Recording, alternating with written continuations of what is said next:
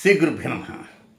మీనరాశి జాతకులకి సంపూర్ణ చంద్రగ్రహం సందర్భంగా కోరుకోవలసినటువంటి అనేక కోరికలు అంటూ ఉంటుంటాయి కనుక ఆ కోరికల్లో భాగంగా రెండు ప్రత్యేక కోరికలు నేను తెలియజేస్తాను. ఈ కోరికలను తప్పకుండా కోరుకోవడానికి ప్రయత్నం చేయండి. ఇది గొప్ప డబ్బు రావాల్సిన కోరికలేం కాదు, రెండు కోరికలు. ముందుగా దీంతకుముందు ఒక 34 నిమిషాలు ఉండేటువంటి ఒక వీడియో చేశాను. వీలైతే ఆ వీడియో చూస్తే ఇంకా బాగా అర్థమవుతుంది. ఇది ఒక అద్భుతమైన గ్రహణం, విశేషమైన గ్రహణం. 2025 సెప్టెంబర్ 7వ తేదీ భాద్రపద పూర్ణిమ ఆదివారం రాత్రి పూర్వభాద్ర నక్షత్ర 1వ పాదంలో భారత కాలమాన ప్రకారం 9:57 గ్రహణ స్పర్శ ప్రారంభమవుతుంది. అక్కడి నుంచి 11 గంటల వరకు వెళ్తుంది. 11 గంటలకు సంపూర్ణ బింబం స్థాయికి చేరుతుంది. 11 గంటల నుంచి రాత్రి 12:22 వరకు ఆ బింబాన్ని మనం చక్కగా చూడవచ్చు. సంపూర్ణ బింబం ఆ 82 నిమిషాలలోనే మనం కోరుకోవలసినవి. ఇక 12:22 గ్రహణ విడుపు ప్రారంభమవుతుంది. మధ్యరాత్రి 1:26 గ్రహణం పూర్తయిపోతుంది. ఈ సమయాలు ఖచ్చితమైనవి, కానీ కొన్ని టీవీల్లో కొన్ని పేపర్లో ఈ సమయాల్లో కొంత వేరియేషన్స్ ఇచ్చాడు. నిజమే, నేను ఆ వివరం కూడా ఇస్తాను ఒక పంచాంగకర్తగా.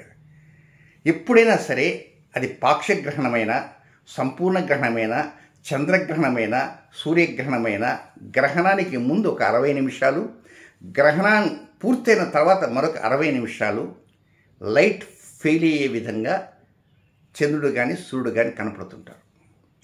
ఇప్పుడు పున్నమి నాటి చంద్రుడు కదా, తేజోవంత కాంతిగా ఉండాలి. మీరు గమనించండి, 7 గంటలప్పుడు చంద్రుని చూడండి, 7:30కి చూడండి, 8కి చూడండి, 8:30 చూడండి, 8:40కి, 8:50కి కూడా ఉంటుంది తేజవంత కాంతి. 8:56 రాగానే లైట్ కొద్దిగా డల్ అవుతుంటాడు, మసగబారుతుంటాడు. ఇది ప్రఛాయ, ఛాయకు ఛాయ, నీడకి నీడ, క్రీనీడ, ఒక మసగబారిన కాంతి విహీనంగా ఉన్నటువంటి స్థాయిలోనికి చంద్రుడు వెళ్తుంటాడు ఒక గంట పాటు. 9:57 అప్పుడు గ్రహణ స్పర్శ ప్రారంభమవుతుంది. అంటే ఈ ముందు ఉన్నటువంటి గంట కాలము ప్రఛాయలో చంద్రుడు రన్ అవుతున్నాడు. అలాగే గ్రహణం పూర్తయిన తర్వాత కూడా ఒక గంట పాటు చంద్రుడు మసగబారే ఉంటాడు. కనుక ఆ మసగబారిన సమయంతో కూడా కలిపి వారు ఇచ్చారు. ఇది గుర్తుంచుకోండి. ఇక నెక్స్ట్, ఇది గ్రహణము బ్లడ్ మూన్గా కనపడదు. ఇది పూర్వభాద్ర నక్షత్రంలో జరుగుతుంది. శతభిష నక్షత్రం అని చెప్పినటువంటి పంచాంగాలు తప్పు. నేను ప్రూవ్ చేయగలను సైంటిఫిక్గా. గవర్నమెంట్ ఆఫ్ ఇండియా ఆథరైజ్డ్ గణితం ప్రకారంగా ఇది పూర్వభాద్ర నక్షత్రమే, 1వ పాదమే. కనుక 7వ తేదీ రాత్రి 9:57 ప్రారంభమవుతుంది కదా. ఆ తర్వాత చంద్రుడు పూర్వభాద్ర 2వ పాదం, 3వ పాదం, 4వ పాదం, ఉత్తరాభాద్ర, రేవతి, అట్లా ఒక్కొక్క పాదం పెరుగుతూ ఒక్కొక్క నక్షత్రం దాటుకుంటూ ఒక్కొక్క రాశి దాటుకుంటూ మీన రాశి, మేష, వృషభ, మిథున, కర్కాటక, సింహ, కన్య, తుల, వృశ్చిక, ధనుస్సు, మకర, మళ్ళా కుంభరాశిలోకి వస్తాడు. ఎప్పుడు వస్తాడు? అక్టోబర్ 5వ తేదీ మధ్యాహ్నం 1:38 మళ్ళా తాను ఎక్కడైతే గ్రహణ బాధ అనుభవించాడో తిరిగి అక్కడికి వస్తాడు. అది అక్టోబర్ 5వ తేదీ. ఈ సమయం నుంచి ఆ సమయం దాకా, అంటే సెప్టెంబర్ 7 రాత్రి నుంచి అక్టోబర్ 5 మధ్యాహ్నం దాకా 4 సోమవారాలు వస్తాయి. ఆ సోమవారాలు ఎప్పుడు వస్తాయి? సెప్టెంబర్ 8 సోమవారం మొదటిది, సెప్టెంబర్ 15 2వ సోమవారం, సెప్టెంబర్ 22 3వ సోమవారం, సెప్టెంబర్ 29 4వ సోమవారం. 4 సోమవారాలు వస్తాయి. ఈ 4 సోమవారాలు గుర్తుపెట్టుకోండి. ఆ సోమవారాల్లో రాహుకాలం 7:30 to 9 రాహుకాలం, అది కూడా గుర్తుంచుకోండి. ఏమిటి ఇవి అనుకోవచ్చు, చంద్రుడి యొక్క వారాలే. రాహుకాలం చంద్రుడి యొక్క ఉత్తర ధ్రువం. ఆ గ్రహణం ఎవరి చేత పట్టబడింది? రాహువు చేత ఆ గ్రహణం జరిగింది కనుక రాహుకాలం.